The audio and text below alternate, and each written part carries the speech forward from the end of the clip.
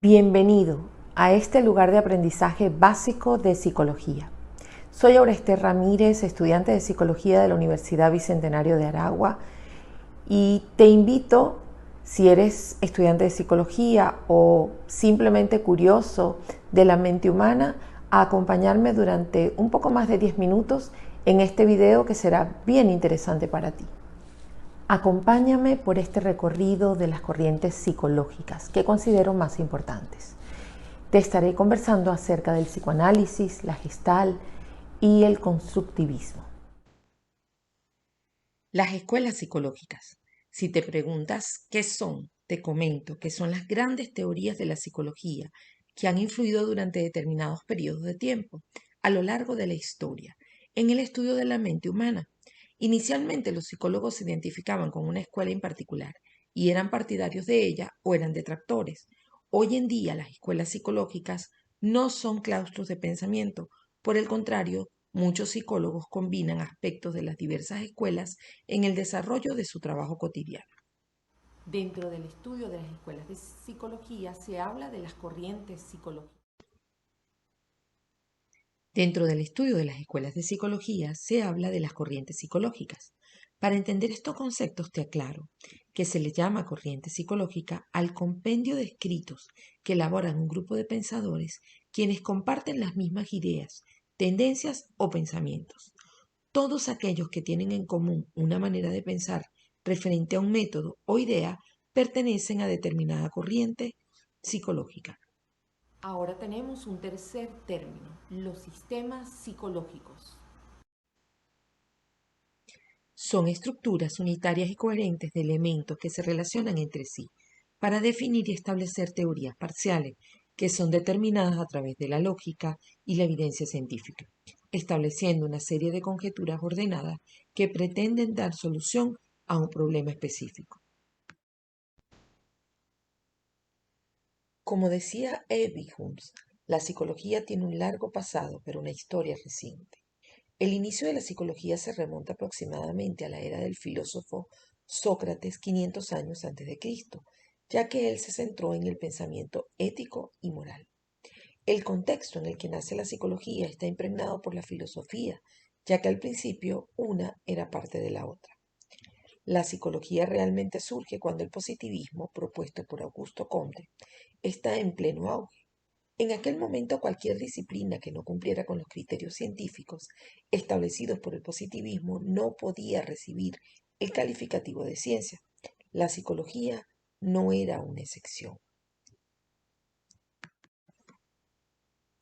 Ese hecho motivó a Wilhelm Wundt, el filósofo, fisiólogo y psicólogo alemán, por allá por el año de 1879, a fundar el primer laboratorio de psicología experimental en la Universidad de Leipzig, Alemania. El resultado de sus investigaciones le permitió proponer las bases de la corriente estructuralista, la cual establece que los pensamientos y sentimientos más complejos pueden reducirse a elementos simples vistos en la forma de actuar del ser humano, como las sensaciones físicas, los sentimientos y las imágenes. Según Gut, el papel de la psicología es identificar esos elementos y demostrar cómo podrían combinarse e integrarse. Poco tiempo después, el filósofo y psicólogo norteamericano William James sentaba las bases del funcionalismo, como la importancia de estudiar la finalidad de la conciencia. Para James, la conciencia es un producto de la evolución, esta cambia y fluye constantemente. En aquel entonces, la psicología era considerada predominantemente como el estudio de las experiencias internas o sentimientos a través de métodos subjetivos o introspectivos.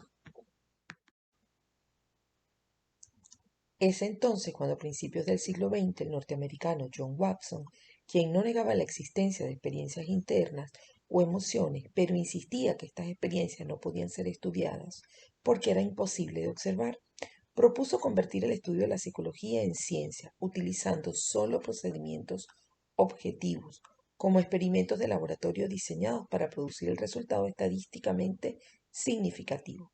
El estudio conductista lo hizo formular una teoría conocida como estímulo y respuesta. En esta teoría, todas las formas complejas de conducta, tales como emociones y hábitos, son estudiadas como compuestas por cambios musculares y glandulares simples que pueden ser observados y medidos. Max Wertheimer, psicólogo alemán, en reacción al conductismo se preocupó básicamente por estudiar los procesos mentales. Por aquella época se consideraba algo fundamentalmente invisible, ya que no existían herramientas para llegar a conocer bien lo que ocurría en el cerebro. Él distinguía entre el pensamiento productivo y el reproductivo. Max utilizaba los principios de la lógica clásica para poder entender cualquier cuestión hasta su nivel más profundo. La Gestalt estableció que los procesos que nos permiten percibir las cosas de esta manera son las sensaciones, la percepción y la percepción subliminal.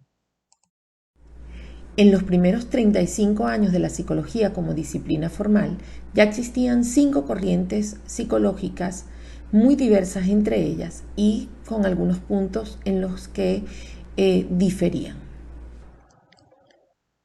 Sigmund Freud nace en 1856 en Moravia, integrada entonces en el Imperio Austrohúngaro. De origen judío, estudió medicina y se especializó en neurología, donde conoció a su profesor Jean-Martin Charcot, conocido por la sugestión hipnótica. Freud se centró en el estudio del inconsciente y comparó la psique humana con un iceberg, puesto que sostenía que solo una pequeña parte es visible y el resto se encuentra por debajo de la superficie. Pensaba que nuestros pensamientos y acciones están influidos por factores que están fuera de la conciencia y que derivan directamente de nuestro subconsciente. Para él, la psicología se debía centrar en estudiar los impulsos inconscientes para poder entender a una persona. Propone que la libido es la energía de las pulsiones o instintos que dirige la conducta. Sigmund Freud nace en 1856 en Moravia, integrada entonces en el Imperio Austrohúngaro. De origen judío, estudió medicina y se especializó en neurología, donde conoció a su profesor Jean-Martin Charcot, conocido por la sugestión hipnótica. En 1889, Freud se enteró de que Bernheim utilizaba la sugestión con o sin hipnosis, algo que él no había aprendido con Charcot. Allí Freud recibió las más fuertes impresiones relativas a la posibilidad de existencia de potentes procesos psíquicos presentes, aunque ocultos en la conciencia de los hombres. Otro de los representantes es Jacques Lacan. Nace en 1901 en París. Su evolución teórica provoca la división de la Sociedad Psicoanalítica de París. Lacan reinterpreta el inconsciente freudiano y de esa forma reacciona ante la reinterpretación que muestra el sujeto dividido por sus propios discursos. Lacan, ampliando los estudios de histeria de Freud, incluye 3 categorías principales: la neurosis, el psicosis y la perversión. Alfred Adler nace en 1870 en Viena, psiquiatra austríaco. Afirma que el sentimiento de inferioridad que genera el estado de dependencia de la niñez constituye el motor de la voluntad de poder que anima al niño a demostrar su superioridad sobre los demás. Por último, y no menos importante, tenemos a Carlos Jung. Fue un psicólogo y psiquiatra suizo nacido en 1875. Veía la vida psíquica como un conjunto de complejos. Introduce el concepto de arquetipos al referirse a cada uno de los residuos primarios de la memoria. Para Jung, la mente humana la integra la conciencia, el inconsciente individual y el inconsciente colectivo. El objetivo del psicoanálisis es llegar a comprender el funcionamiento mental a través de analizar la manera como se crean los patrones, cómo se relacionan con sí mismo y cómo se relacionan con los demás. El método utilizado en el psicoanálisis es investigativo, individual, continuo y profundo, dirigido específicamente a personas que sean conscientes de su conflicto, que estén motivadas y tengan el interés de conocerse a sí mismos. El método consiste en evidenciar la significación inconsciente de las palabras, los actos, las producciones imaginarias, que pueden ser sueños, fantasías, delirios de un individuo. Entre los aportes del psicoanálisis a la psicología podemos encontrar el descubrimiento del inconsciente, el estudio de la subjetividad, la relación entre el inconsciente y el lenguaje, los conceptos y definiciones de amor, la sexualidad y el cuerpo. Entre sus limitaciones, que posee ineficiencia en los casos de deformaciones graves del carácter. En defensas paranoides puede hacerse inviable. El objetivo de la teoría es explicar los mecanismos y procesos por los cuales el infante y luego el niño logra desarrollar y alcanzar los procesos que les permiten razonar y pensar con hipótesis. Jean Piaget fue un psicólogo y biólogo suizo. Se caracterizó por defender el conocimiento humano. Piaget fue influenciado por el concepto de categorías innatas o esquemas de Kant, es decir, conceptos que están predeterminados de entender y que nuestro conocimiento del mundo que nos rodea se debe a una combinación de nuestras percepciones. Piaget demostró que los niños conciben el mundo de manera sorprendentemente diferente en comparación con los adultos. Piaget toma de Edward Clapet la ley de la toma de conciencia. La mente es capaz de ver los objetos antes de construirlos. Lev Vygotsky fue un psicólogo ruso quien destacó por su teoría del desarrollo y por fundar la psicología histórico-cultural.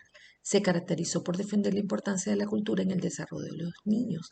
El desarrollo individual de cada persona no puede comprenderse sin tener en cuenta el medio en el que esta persona se desenvuelve. David Ausubel nació en Estados Unidos en el año de 1918.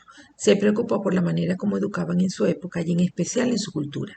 Él originó y difundió la teoría del aprendizaje significativo. Escribió varios libros acerca de la psicología de la educación y valora la experiencia que tiene el aprendiz en su meta. Su razón de ser está en la necesidad de crear teorías científicas capaces de predecir parte de lo que ocurrirá en el comportamiento de las personas y de dar soluciones a problemas concretos. Hay un constructivismo moderado que se limita a sostener que la realidad no puede ser conocida directamente y que nuestras interpretaciones totalmente subjetivas serán el fundamento de lo que creemos conocer. Y otro constructivismo radical según el cual la realidad es directamente la construcción que realizamos a partir de nuestras interpretaciones. Su campo laboral y aplicación más crucial se encuentra orientada en el campo de la educación, al tratar problemas de aprendizaje o en el desarrollo de nuevos sistemas educativos. Las teorías cognitivas proporcionan grandes aportaciones al estudio del proceso de enseñanza y aprendizaje. Una de sus limitaciones es que, como es un campo donde hay tantas vertientes, resulta un poco difícil definir. La psicología humanista se centra en el estudio de la persona como un todo, en la libertad, el potencial y creatividad humana. En la terapia humanista no se pretende simplemente poner fin al malestar que ha llevado a la persona a consulta, sino que se intenta que alcance un buen estado de ánimo en su globalidad. Abraham Maslow, psiquiatra y psicólogo estadounidense, postuló que cada individuo tiene unas necesidades jerárquicas fisiológicas afectivas de autorrealización que deben quedar satisfechas y que el objetivo fundamental de la psicoterapia debe ser la integración del ser. Cada nivel jerárquico domina en cada momento de consecución y las necesidades inferiores en la jerarquía, como la comida, el hogar, el afecto, en caso de no quedar cubierta, impide que el individuo exprese o desee necesidades de tipo superiores. Carl Rogers fue un psicólogo estadounidense que propuso la idea de que el cliente podría beneficiarse mucho más de la terapia recibida si establecía una relación cordial de respeto con su terapeuta. La teoría de la personalidad de Carl Rogers es un ejemplo de este optimismo vital llevado a la psicología y a la filosofía. Esta corriente basa los procesos mentales en la libertad que tiene el individuo de enrumbar su vida en la dirección que lo considere conveniente. Contradicen las corrientes anteriores en función de que no la carga de las decisiones no está en la biología ni está en el ambiente donde se desarrolla el mismo. En las terapias humanistas, el terapeuta y el cliente se sitúan en el mismo nivel, de manera que no se ve el primero como una figura de respeto ni experiencia, se toma el rumbo de las sesiones de trabajo. Es intencional en sus propósitos, sus experiencias valorativas, su creatividad y la comprensión de significados. Este método en psicología modifica el abordaje terapéutico en cuanto a la forma de realizarlo, la duración de los tratamientos, el rol del psicólogo. Se trata de una psicoterapia breve con objetivos limitados al motivo de la consulta, donde el paciente no es pasivo, sino que es considerado un cliente que también tendrá a su cargo la responsabilidad de los resultados.